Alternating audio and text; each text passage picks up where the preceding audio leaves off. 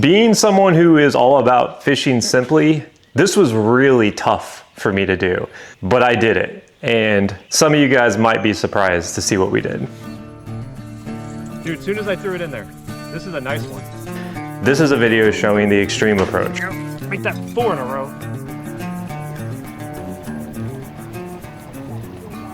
So I never thought there would be a day where I ran something other than a stern-mounted motor, but today is that day.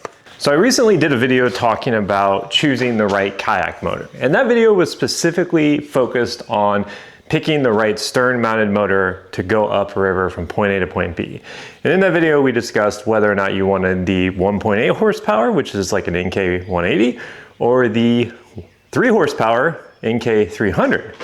And that was a good video because it really showcased the power of that. Our rivers have been super difficult this year, and I have been preaching simplicity, simplicity, simplicity.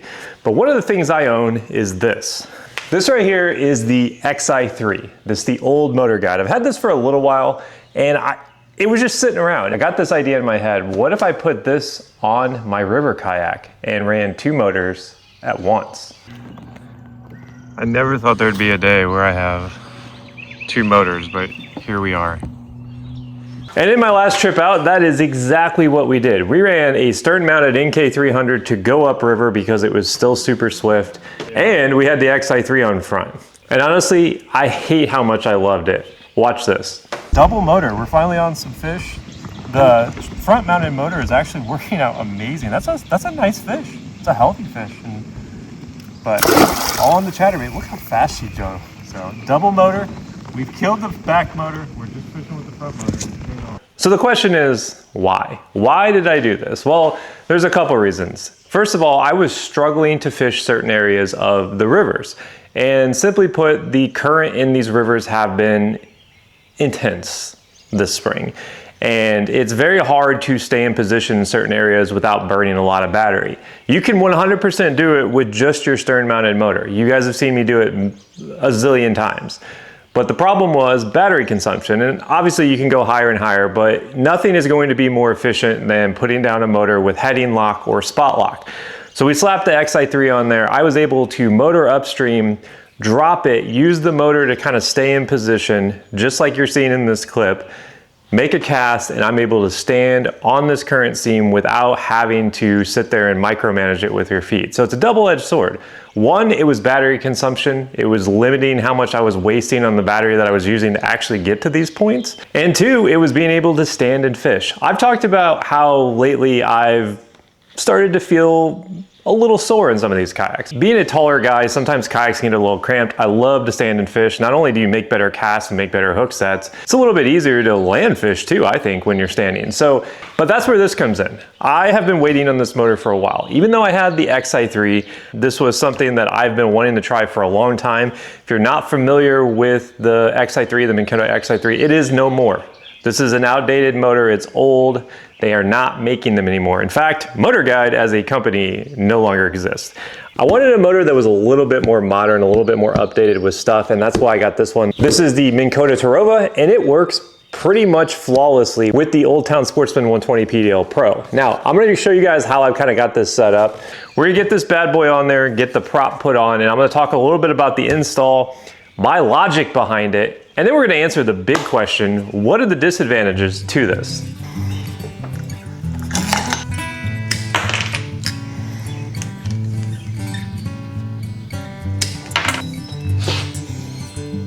I went ahead and put Anderson plug on there, super simple. I like to use heat shrink to keep this nice and secure because these take a lot of stress pulling them on and off. So Anderson plugs, love them.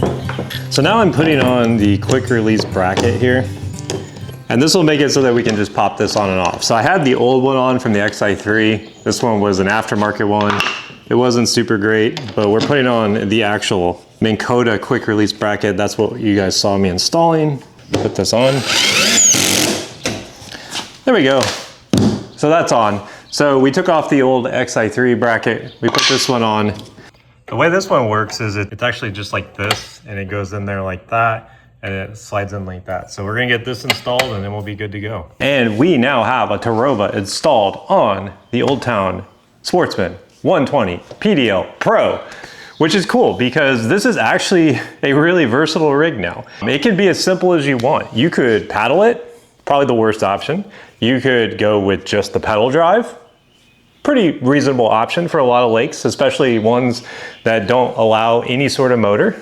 You could run just the front motor. You could run just the back motor, which I've done a couple times now in this kayak, or you could run both, which is the crazy option, but that's what we've been talking about today, you know, running 2 motors on this. So it is installed. It took me less than 10 minutes to get the quick release brackets put on, the Anderson plug put on. It is good to go for all practical purposes. But the real question you're probably wondering is, why did I get this motor when I already have an XI3?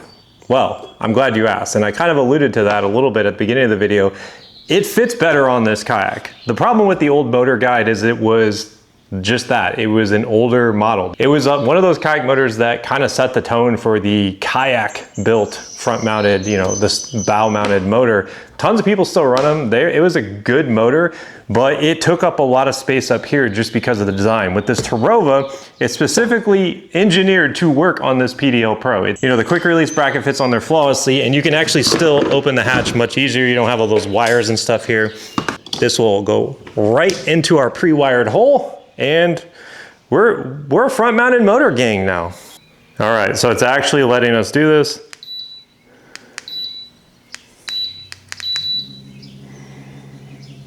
We have power.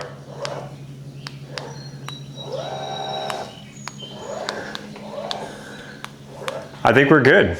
We have power. The way I've got it set up is the battery goes in the hatch and it plugs in right there. So this is the 2 motor setup. Obviously very heavy, so if you're loading and unloading it with the truck, you have to kind of take everything off itself. You can see kind of how I've got the stuff affixed to it. So it's a comfortable kayak though, and that's what we're going for, comfort. There's extremes to everything. So that was the easiest install of all time. Let's talk a little bit about the downsides of this build. And I'm sure a lot of you have already probably thought, and if you haven't made it to this point in the video and you've already left a comment, it's all good. Here's the reality. This is overkill. This is ridiculous. You don't need 2 motors on your kayak. Granted, the real reason why I did this wasn't necessarily to run 2 motors. I do fish a lot of flat water during the summer. I think having the front mounted motor on the PDL Pro, which is a super comfortable kayak, and just having the ability to go from front, middle, back, so bow mounted trolling motor, paddle, pedal, and then stern mounted motor. For lack of a better term, that's a game changer. And I've always had the ability to do it with the XI3. Like I said, the XI3 is a little bit outdated. It doesn't really fit the Old Town ecosystem. This is a fresh, new motor, updated maps, updated GPS, better prop. That is one thing that is really understated about Minn Kota motors, is that weedless prop is gonna be so much more hassle-free than the one that I had on this. That being said, it's heavy. It is heavy. I have truck loaded this. If you've been seeing some of the clips interlaced here, it sucks. It is so heavy. You almost need a trailer for it. In fact, if you're gonna try the double motor thing, which isn't legal in tournaments, you're definitely gonna wanna consider trailering it. So that is the huge downside. The second thing is you gotta have 2 batteries. That adds to the weight. That's 2 more things you have to worry about. So this rig is not for everyone, but we are not done with this rig. There is one more thing we're gonna do. We're gonna do it in a future video. Never wanted to make this video, but I feel like we have to do it. And it's gonna be exciting because we're gonna go all out on it and see how far we can push this kayak. Because me as an angler prefer to fish simple, because I think you're gonna catch more fish. You're going to be focused more on fishing. You're just gonna have a better time. It's gonna be easier to load and unload. But it's also fun to rig kayaks. So if kayak rigging is something that you're into, don't let that dissuade you from going all out on this, especially if you're trailering. And honestly, like, there's a lot of comforts to being able to stand and control where your boat's going, or just putting it on spot lock and letting it go. Cannot understate how useful that is to have. So that is, in the nutshell, the new motor, the Minn Kota Terrova. I want to leave you guys with some footage of me fishing with the 2 motors. Now, this is with the XI3, and the whole point of this build was to be able to go upriver, drop the motor down, and catch fish. It's that simple. And the majority of the work is being done by the Newport NK300. The staying in position is done on the 12-volt trolling motor on the front, keeping us narrow and straight. Now, there are some challenges with that as well. You get kind of tail whippy. It's kind of frustrating if you're running both motors at the same time. That's a safety risk. I would not recommend that. I did do it just to gain some speed on the battery because, dude, that river was ripping that day. That's the fastest water I've ever fished in my life. But as you'll see in some of these clips, I caught fish because of that motor, because I was able to drop it down, fish standing up. So hopefully you guys enjoyed the rest of the video. If you don't stick around to watch this, feel free to subscribe if you want to see more kayak builds. But as always, we're always going to keep it simple too. We're always going to keep it simple. There's going to be a nice balance on this channel of kayak rigging and realistic fishing because I love to paddle. You're going to see me paddling in one of my next few videos too because we've already done it and we had a great day. So watch this footage. Let me know what you think of the double motor and I'll see you guys next time on the water.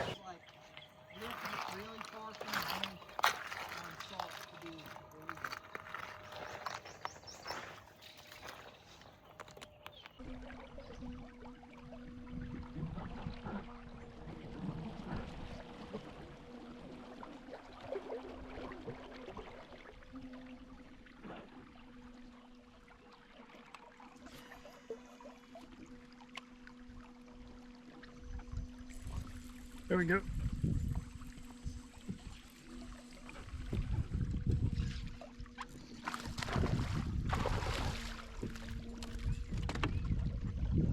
All right. It took us a while, but we finally caught a smallmouth here in our mini bass boat and this little swirl here.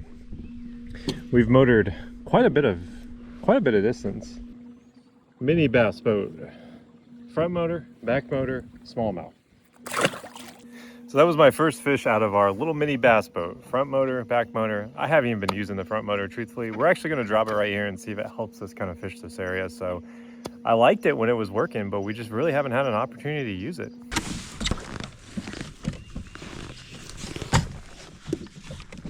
So I'm running both motors right now, actually. I've got the front motor chugging along here. I'm using the back motor to give it a little bit of power. I haven't actually tried spot lock. In current, it's almost a little bit easier just to do heading lock. All right, so I've got it on heading lock just in the current here.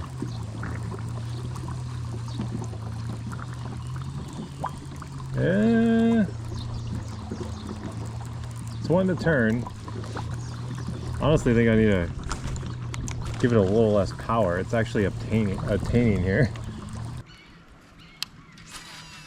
So I've just caught 3 in a row. There we go. Make that 4 in a row. I think I'm in the spot.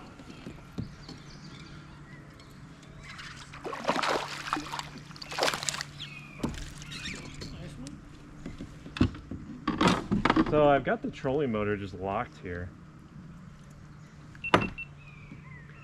And I've got it facing that way.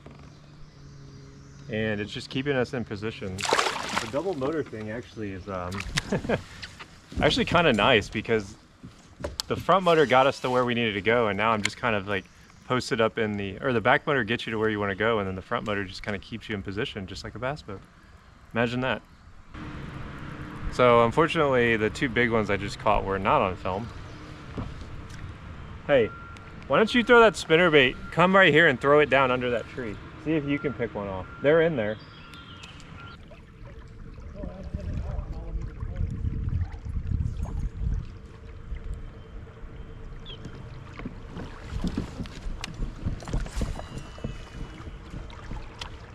Yeah, up.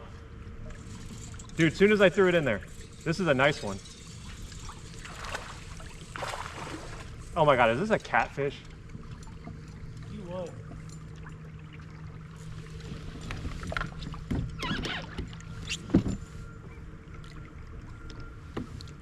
I think it might be a catfish.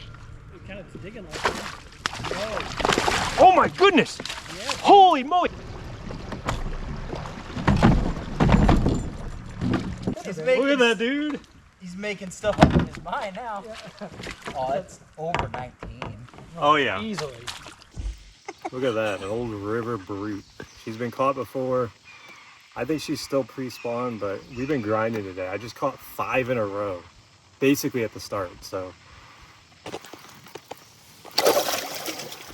I was like, I feel bad. I was like, why don't you go in front? I'll fish behind you. No, it's I see how it is. No, he bait and switched you. Yeah. I knew she was there actually. I was waiting. He bait and switched you. Hey, go fish over there. Yeah, he did one of those downtown Tokyo. That's pretty good. Come on, kid.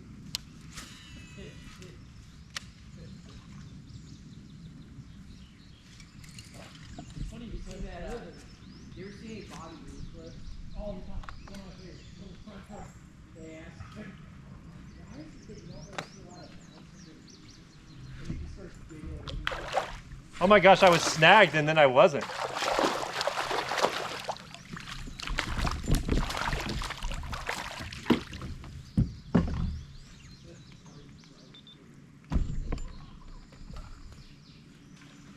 Look at that.